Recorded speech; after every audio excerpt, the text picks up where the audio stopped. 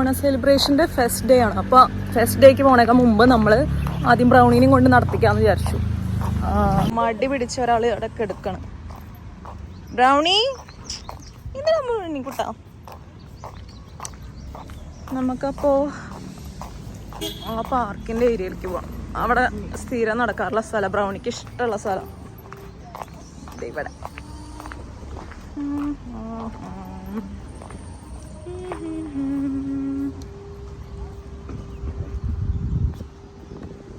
Brownie brownie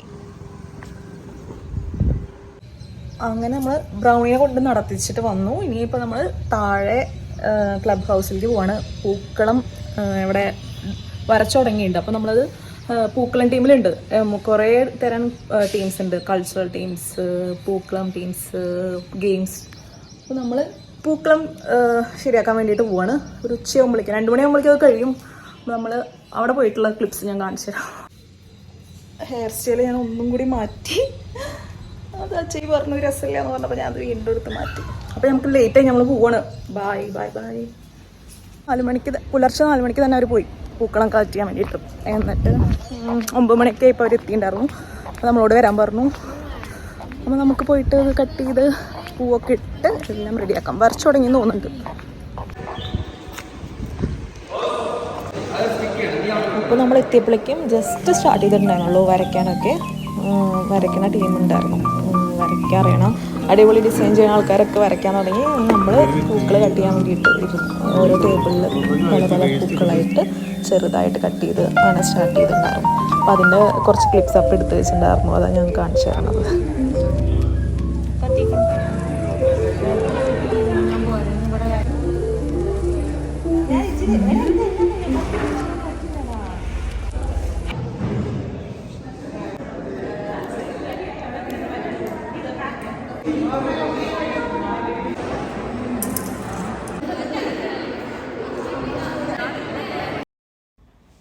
അപ്പോഴേക്കും ഡാൻസിനുള്ളവരൊക്കെ practice ചെയ്യാൻ start ചെയ്തിട്ടുണ്ടായിരുന്നു.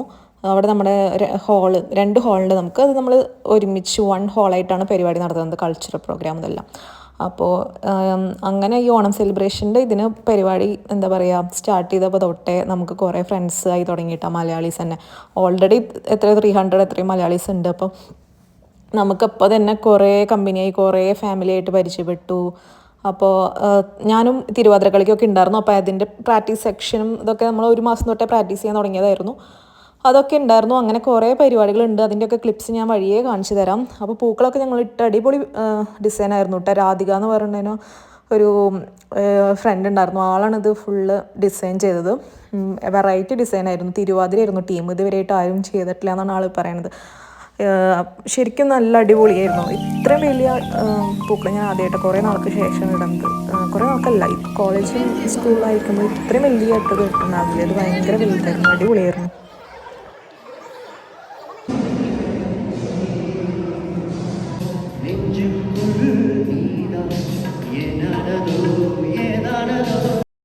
അങ്ങനെ നമ്മൾ ഈവനിങ് കൾച്ചറൽ പ്രോഗ്രാംസൊക്കെ സ്റ്റാർട്ട് ചെയ്യും. അപ്പോൾ അതിന് വേണ്ടിയിട്ട് പോവാണ്. അപ്പോൾ ഇതാണ് എൻ്റെ dress.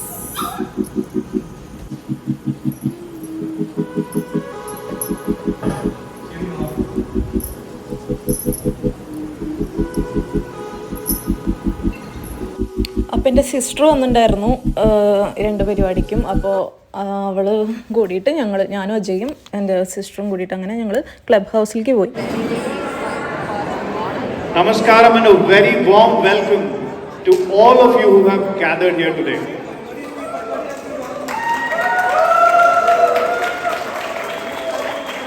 On behalf of the organizing committee, I wish you all a very happy and prosperous Onam 2025. Thank you, Radhishana. And my name is Ratish, and we together will be the host for the evening for you. Alka. Hello guys. Sorry Radhishana. YouTube alla. Sorry.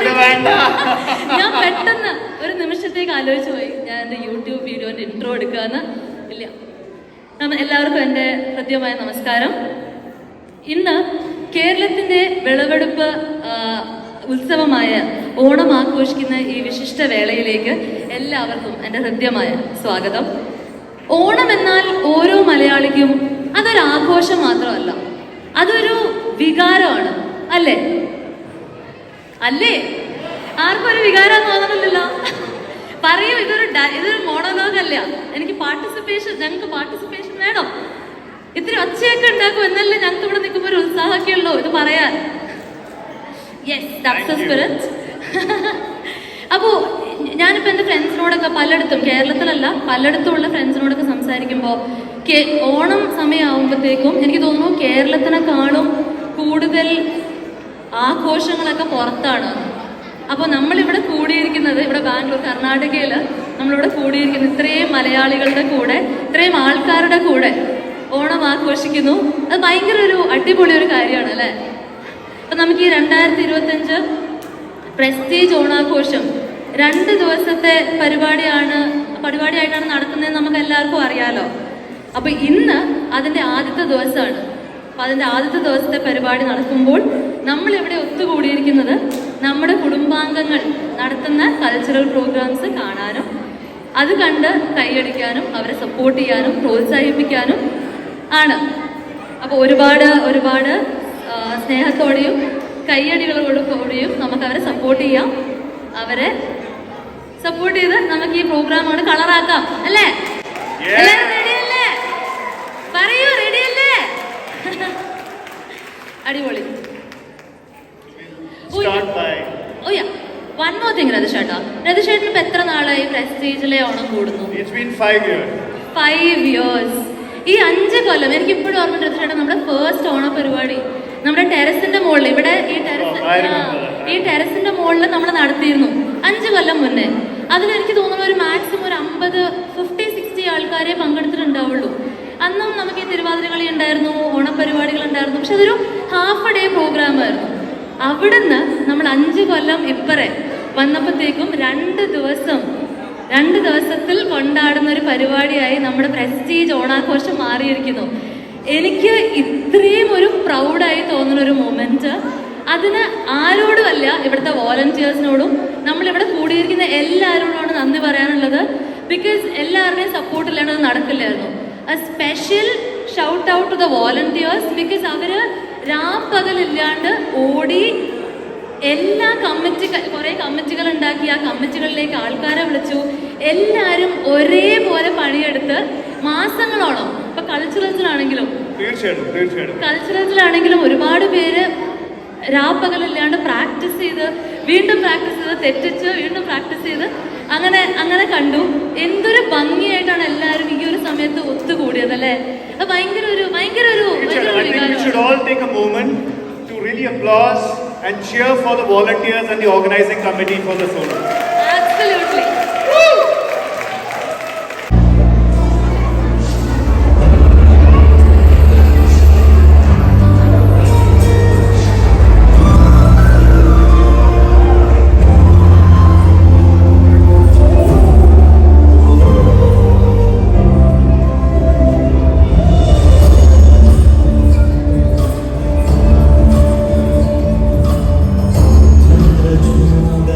Shiva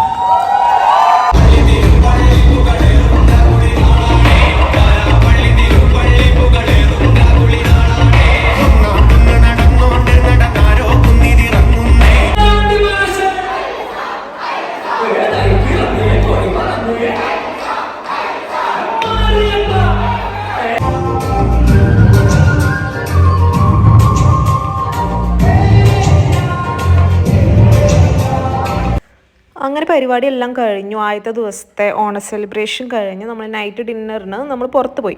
ശില്പി ഉണ്ടായിരുന്നു, ഞാൻ ഉണ്ടായിരുന്നു, അജയ്, പിന്നെ ഒരു അജയുടെ front ഉണ്ടായിരുന്നു. അങ്ങനെ ഞങ്ങൾ dinner കഴിക്കാൻ പോയി. റോഡ് മൊത്തം ഫുള്ള് ലൈറ്റ് ഇട്ടിട്ട് നല്ല അടിപൊളിയായിരുന്നു കേട്ടോ കാണാൻ. നല്ല രസമുണ്ടായിരുന്നു. ഫുള്ള് റോഡ് മൊത്തം ഫുള്ള് ബൾബൊക്കെ ഇട്ടിട്ട് അടിപൊളിയായിരുന്നു. അങ്ങനെ നൈറ്റ് തിരിച്ച് നമ്മൾ ഫ്ലാറ്റിലേക്ക് വന്നു. അവിടെ പൂൾ സൈഡിൽ കുറച്ച് നേരം വർത്തമാനമൊക്കെ പറഞ്ഞ് റെസ്റ്റ് എടുത്ത് അങ്ങനെ ഇരുന്നു. ഇനി നെക്സ്റ്റ് ഡേ, സെക്കൻഡ് ഡേ 2ൻ്റെ ഓണ സെലിബ്രേഷൻ്റെ ഞാൻ വേറെ വ്ളോഗായിട്ട് ഇടുന്നതായിരിക്കും. അപ്പോൾ താങ്ക്സ് ഫോർ വാച്ചിങ്. ബൈ.